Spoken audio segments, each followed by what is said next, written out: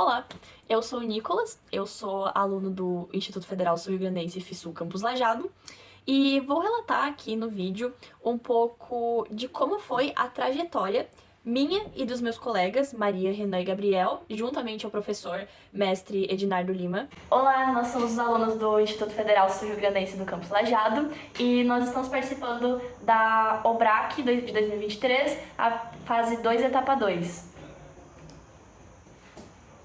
Falar um pouco da nossa experiência, nossos relatos pessoais e também nossas conclusões, né? Também agradecer um pouco pela oportunidade. A nossa equipe esteve realizando pesquisas bibliográficas e realmente a fundo a respeito da Fundação da Amazônia Sustentável, em específico o projeto Amazônia Sustentável, que é tanto projeto da FAS quanto da Petrobras. É um projeto sem fins lucrativos. A nossa equipe vem mapeando e vem reconhecendo todo o seu trabalho, toda a sua trajetória. Entretanto, apesar de termos relatados muito as potencialidades dessas áreas da Amazônia, dessas regiões da Amazônia, nós não destacamos muito desafios que essas regiões também sofrem, como o desmatamento, que é uma questão muito pertinente. Essa segunda fase da OBRAC, ela foi uma fase muito mais prática do que teórica, até porque nós tínhamos aplicado tanto na primeira etapa da Olimpíada, em que as provas eram teóricas e montamos grupos de estudo, quanto na primeira fase da segunda etapa, em que a gente leu livros, leu artigos, fomos atrás de várias referências bibliográficas para poder entender da cartografia e da Amazônia. E quando a gente viu que esta prova era essencialmente prática, com softwares como o OpenStreetMap, o Rapid e o QGIS novamente, nós ficamos um pouco mais aliviados que seria uma prova talvez mais leve, mas muitas coisas aconteceram. No dia 14 de agosto de 2023, a equipe ela se reuniu no campus, né, para poder explorar o software de dados gerenciados de cartografia OpenStreetMap e todos os seus elementos de cartografia, de mapeamento, etiquetamento e todas as suas funções gerais. A equipe pôde mapear o campus inteiro do IFSU, referenciando ele com o site do IFSU. A prova foi separada por 3 atividades principais, sendo a primeira o mapeamento da instituição que estudam, e mapeamos a nossa instituição. A gente colocou as etiquetas das salas modulares, que são salas que não estão dentro do prédio, mas sim distribuídas pelo campus. Etiquetou o laboratório de ciência e também mapeamos os prédios. Além disso, a gente referenciou alguns pontos principais que são utilizados pelos alunos, como as paradas de ônibus que ficam do lado de fora da guarita do IFSU. Além disso, as tarefas foram limitadas para mim, Nicolas e Gabriel. O vídeo, o relatório e para Maria e para o Renan foi limitado a utilização do software na atividade 3, porque na atividade 1 e na atividade 2 toda a equipe fez em conjunto, todos reunidos, fazendo os mapeamentos, tanto do IFSU quanto a da atividade 2, todo mundo se reuniu para conseguir estudar as vias da Amazônia. Na atividade 1, era necessário que os alunos começassem a entender como funciona o mapeamento cartográfico através do software do OpenStreetMap. Então, a gente fez alguns levantamentos, que os mapas eles não eram suportados para exportação em PDF. E 2 pessoas de máquinas diferentes computadores, não poderiam editar ao mesmo tempo na mesma conta. Nós tentamos, em um certo momento, utilizar em diferentes computadores a mesma conta da equipe, que é a equipe OBRAC 2023 IF, para poder mexer no mesmo mapa, editar o mesmo mapa, mas isso não foi possível.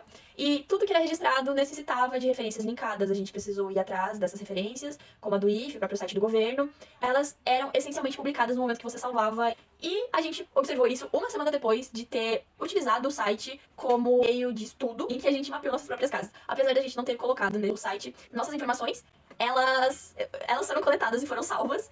E isso foi um momento um pouco de surto, mas a gente conseguiu arranjar um meio de deletar.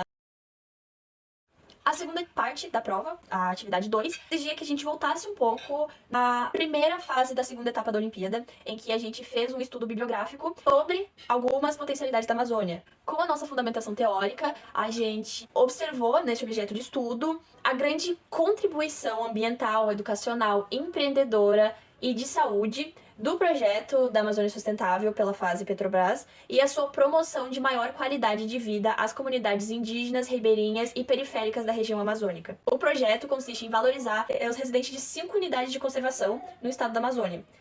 Agora, na segunda atividade, solicitação da tarefa e reconhecimento e mapeamento das vias dessas unidades de conservação pelo OpenStreetMap necessitava do auxílio da ferramenta de mapeamento Rapid. Não pareciam tão complicadas na hora, quando a gente começou a ver os vídeos no YouTube, a mexer nos mesmos. A gente já tinha um pouco da compreensão dos instrumentos de base, só que a equipe acabou atrasando. A gente tinha um cronograma montado para agosto, a equipe precisou se reunir dia 28 de agosto.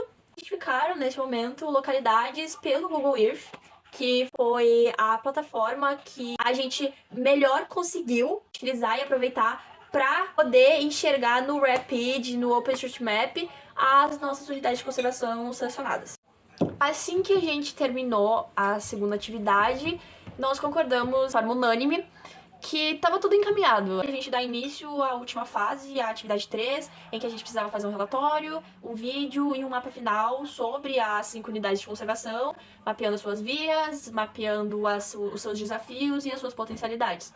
Acontece que aqui no Rio Grande do Sul, nesse pequeno intervalo de tempo, ocorreu uma grande catástrofe, em especial no Vale do Taquari, aqui onde os 4 integrantes vivem. E nós ficamos na semana do dia 7 de setembro sem acesso à luz, sem acesso à água, sem acesso à internet Wi-Fi. Quando elas voltaram, a gente teve que correr para conseguir realizar a terceira atividade. Para a composição do mapa, a equipe utilizou do software de geoprocessamento, o QGIS. Nele, nós podemos ver dois shapes muito importantes, são o desmatamento e as vias. O desmatamento foi retirado do INPE, do site da plataforma Terra Brasilis, a qual fornece bastantes dados da Amazônia Legal. O desmatamento ele é marcado como vermelho porque ele representa um dano crítico à Amazônia, como nós podemos ver no mapa. As vias são em amarelo para dar um destaque. Existem também reservas marcadas como estrelas. Nós utilizamos essas cores por elas serem mais visíveis e terem uma simbologia melhor.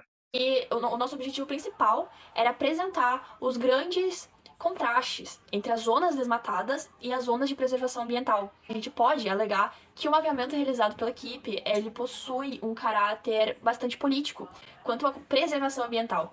Ele observa justamente as áreas de riscos e ele consegue ser utilizado de alerta para a tomada de decisões a respeito das unidades de conservação. É destacar também as presenças marcantes do desflorestamento nos arredores, quando não dentro da própria região das unidades de conservação.